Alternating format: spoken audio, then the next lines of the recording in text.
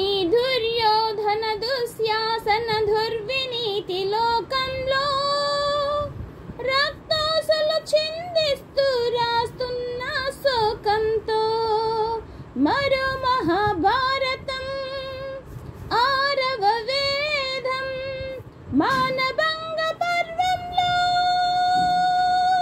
మాతృహృదయ నిర్వేదం నిర్వేదం.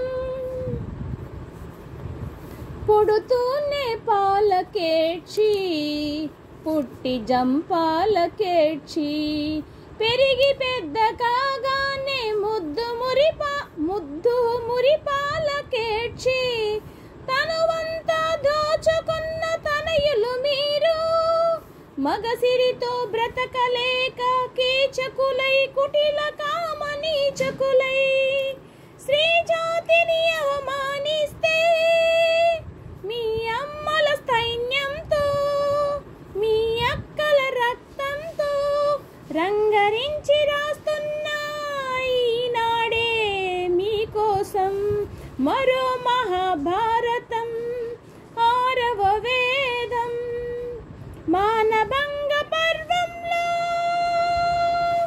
మాతృహృదయ నిర్వేదం నిర్వేదం. కన్న మహాపాపానికి ఆడది తల్లిగా మారి మీ కండలు పెంచినదే ఈ గుండెలలో కాదా? ఎర్రని తన రక్తాన్నే తెల్లని నెత్తురు చేసి పెంచుకున్న తల్లి ఒక ఆడదని మరిచారా?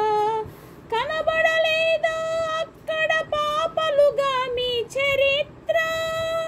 ఏనాడో మీరు రుచించిన లేత పెదవి ముద్ర ప్రతి భారత సతిమానం చంద్రమతి మాంగళ్యం మర్మస్థానం కాదది మీ జన్మస్థానం మానవతికి మోక్షమిచ్చు పుణ్యక్షేత్రం.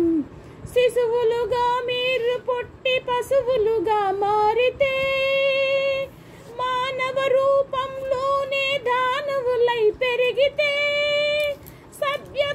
సభ్యతకి సంస్కృతికి సమాధులే కడితే కన్నులుండి చూడలేని ధృతరాష్ట్రుని పాలనలో భర్తలుండి విధవైన ద్రౌపది ఆక్రందనలో నవశక్తులు యువశక్తులు నిర్వీర్యం అవుతుంటే ఏమైపోతుంది సభ్య సమాజం?